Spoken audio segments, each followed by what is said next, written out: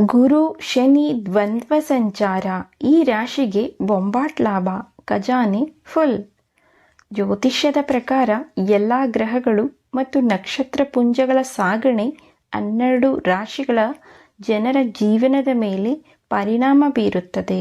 ಆದರೆ ರಾಹು ಮತ್ತು ಗುರುಗಳ ರಾಶಿ ಬದಲಾವಣೆಯು ಎಲ್ಲ ರಾಶಿಚಕ್ರ ಚಿಹ್ನೆಗಳ ಜನರ ಮೇಲೆ ಆಳವಾದ ಪ್ರಭಾವವನ್ನು ಬೀರಬಹುದು. ಪ್ರಸ್ತುತ ರಾಹು ಮೀನದಲ್ಲಿ ಸ್ಥಿತರಿದ್ದು ಗುರುವು ಪ್ರಸ್ತುತ ಮೇಷರಾಶಿಯಲ್ಲಿದೆ. ಏಪ್ರಿಲ್ 6ರವರೆಗೆ ಶನಿದೇವನು ರಾಹುವಿನ ನಕ್ಷತ್ರ ಶತಭಿಷದಲ್ಲಿ ಕುಳಿತುಕೊಳ್ಳುತ್ತಾನೆ ಮತ್ತು ಅದರ ನಂತರ ಗುರುವಿನ ನಕ್ಷತ್ರವು ಪೂರ್ವಭಾದ್ರವನ್ನು ಪ್ರವೇಶಿಸುತ್ತದೆ. ಅದೇ ಸಮಯದಲ್ಲಿ ಗುರುವು ತನ್ನ ಸ್ನೇಹಿ ಗ್ರಹಗಳಾದ ಸೂರ್ಯ, ಮಂಗಳ ಮತ್ತು ಚಂದ್ರನ ನಕ್ಷತ್ರ ಪುಂಜಗಳನ್ನು ಕೃತಿಕ, ಮೃಗಶಿರ ಮತ್ತು ರೋಹಿಣಿ ನಕ್ಷತ್ರ ಪುಂಜಗಳಲ್ಲಿ ಪ್ರವೇಶಿಸುತ್ತದೆ. ಅಂತಹ ಪರಿಸ್ಥಿತಿಯಲ್ಲಿ ಶನಿ ಮತ್ತು ಗುರುಗಳ ಈ 2 ಸಂಕ್ರಮಣವು ಫಲಿತಾಂಶಗಳನ್ನು ನೀಡುತ್ತದೆ. ಈ ಸಂಕ್ರಮಣದಲ್ಲಿ ಯಾವ ರಾಶಿಗೆ ಶನಿ ಮತ್ತು ಗುರುಗಳು ಅದೃಷ್ಟವನ್ನು ತರಬಹುದು ಎಂದು ತಿಳಿಯೋಣ. ಮಿಥುನ ರಾಶಿಯ ಜಾತಕದಲ್ಲಿ ಶನಿಯು ಅದೃಷ್ಟದ ಮನೆಯಲ್ಲಿ, ರಾಹುವು ಕರ್ಮದಲ್ಲಿ ಮತ್ತು ದೇವಗುರು ಗುರು ಲಾಭದ ಮನೆಯಲ್ಲಿ ಸ್ಥಿತರಿದ್ದಾರೆ. ಲಾಭದ ಮನೆ ಅಥವಾ ಆದಾಯದ ಮನೆ ಎಂದು ಕರೆಯಲ್ಪಡುವ 11ನೇ ಮನೆಯು ಜಾಗೃತಗೊಳ್ಳುತ್ತದೆ ಮತ್ತು ಈ ರಾಶಿಯವರಿಗೆ ಆರ್ಥಿಕ ಬಲವು ದೊರೆಯುತ್ತದೆ. ಸಂಪತ್ತು ವೃದ್ಧಿಯೂ ಆಗಲಿದೆ.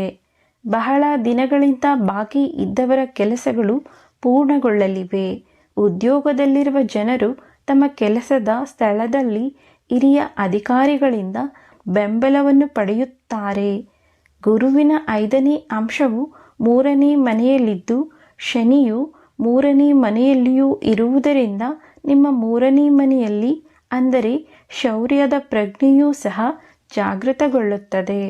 ಇದರಿಂದ ನಿಮ್ಮ ನಿರ್ಧಾರ ತೆಗೆದುಕೊಳ್ಳುವ ಸಾಮರ್ಥ್ಯವು ಹೆಚ್ಚಾಗುತ್ತದೆ ಮತ್ತು ನಿಮ್ಮ ಆತ್ಮವಿಶ್ವಾಸವೂ ಕೂಡ ಹೆಚ್ಚಾಗುತ್ತದೆ. ಗುರು ಮತ್ತು ಶನಿಯ ಅಂಶವು ಸಿಂಹ ರಾಶಿಯ 9ನೇ ಮನೆಯಲ್ಲಿ ಅಂದರೆ ಅದೃಷ್ಟದ ಮನೆಯಲ್ಲಿ ಇರುತ್ತದೆ. ಈ ರಾಶಿಚಕ್ರ ಚಿಹ್ನೆಯ ಜನರು ಅದೃಷ್ಟವಂತರು. ಇದರ ನಂತರ ಸೆಪ್ಟೆಂಬರ್ ತಿಂಗಳಲ್ಲಿ ಗುರು 10ನೇ ಮನೆಗೆ ಪ್ರವೇಶಿಸುತ್ತಾನೆ. ಅದೃಷ್ಟ ನಿಮ್ಮ ಒಲವು ತೋರಿದರೆ ನಿಮ್ಮ ಎಲ್ಲ ಬಾಕಿ ಕೆಲಸಗಳು ಪೂರ್ಣಗೊಳ್ಳುತ್ತವೆ. ಉನ್ನತ ಶಿಕ್ಷಣಕ್ಕಾಗಿ ವಿದೇಶಕ್ಕೆ ಹೋಗಲು ಬಯಸುವ ಜನರು ತಮ್ಮ ಕನಸು ನನಸಾಗುವ ಸಾಧ್ಯತೆ ಇದೆ. ನಿಮ್ಮ ಆಯ್ಕೆಯ ಯಾವುದೇ ಸ್ಥಳದಲ್ಲಿ ನೀವು ಕೆಲಸವನ್ನು ಪಡೆಯಬಹುದು. ಇದಲ್ಲದೆ ಆಧ್ಯಾತ್ಮದಲ್ಲಿ ನಿಮ್ಮ ಆಸಕ್ತಿಯೂ ಹೆಚ್ಚುತ್ತದೆ.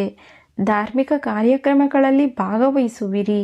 ನೀವು ತರಾತುರಿಯಲ್ಲಿ ತೆಗೆದುಕೊಂಡ ಯಾವುದೇ ನಿರ್ಧಾರಗಳನ್ನು ಸುಧಾರಿಸಲು ನಿಮಗೆ ಅವಕಾಶ ಸಿಗುತ್ತದೆ. ಧನುರಾಶಿಯ ಜಾತಕದಲ್ಲಿ ಗುರುವು 5ನೇ ಮನೆಯಲ್ಲಿದ್ದು ಏಪ್ರಿಲ್ 30ರವರೆಗೆ ಇಲ್ಲಿಯೇ ಇರುತ್ತಾನೆ.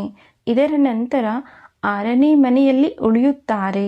ಶನಿದೇವನು 3ನೇ ಮನೆಯಲ್ಲಿ ಸ್ಥಿತನಿದ್ದಾನೆ ಮತ್ತು ಶನಿ ಮತ್ತು ಗುರುಗಳ 3ನೇ ಅಂಶವು 5ನೇ ಮನೆಯಲ್ಲಿ ಬೀಳುತ್ತದೆ. ಅದರ ಪರಿಣಾಮದಿಂದಾಗಿ ಮಗುವಿನಿಂದ ಕೆಲವು ಒಳ್ಳೆಯ ಸುದ್ದಿಗಳನ್ನು ಪಡೆಯಬಹುದು. ವಿದ್ಯಾರ್ಥಿಗಳೂ ಸಹ ಅಧ್ಯಯನದಲ್ಲಿ ಆಸಕ್ತಿ ಹೊಂದಿರುತ್ತಾರೆ. ಏಪ್ರಿಲ್ 30ರ ನಂತರ ಗುರುವು 6ನೇ ಮನೆಗೆ ಚಲಿಸುತ್ತಾನೆ. ಅದು ನಿಮ್ಮ ಹೊಸ ಉದ್ಯೋಗದ ಅವಕಾಶಗಳನ್ನು ಸೃಷ್ಟಿಸುತ್ತದೆ. ನೀವು ಷೇರು ಮಾರುಕಟ್ಟೆಯಲ್ಲಿ ಹಣವನ್ನು ಹೂಡಿಕೆ ಮಾಡಿದ್ದರೆ ಅದರಿಂದ ನೀವು ಲಾಭವನ್ನು ಪಡೆಯುವ ಸಾಧ್ಯತೆ ಇದೆ. ಸ್ನೇಹಿತರೆ, ನಿಮಗೆ ಈ ವಿಡಿಯೋ ಇಷ್ಟ ಆಗಿದ್ದರೆ ನಮ್ಮ ಚಾನಲನ್ನು ಸಬ್ಸ್ಕ್ರೈಬ್ ಮಾಡಿ, ಲೈಕ್ ಮಾಡಿ, ಶೇರ್ ಮಾಡಿ. ಮತ್ತೊಂದು ವಿಷಯದೊಂದಿಗೆ ಭೇಟಿಯಾಗೋಣ. ವಿಡಿಯೋವನ್ನು ನೋಡಿದ್ದಕ್ಕಾಗಿ ಧನ್ಯವಾದಗಳು. ನಮಸ್ಕಾರ.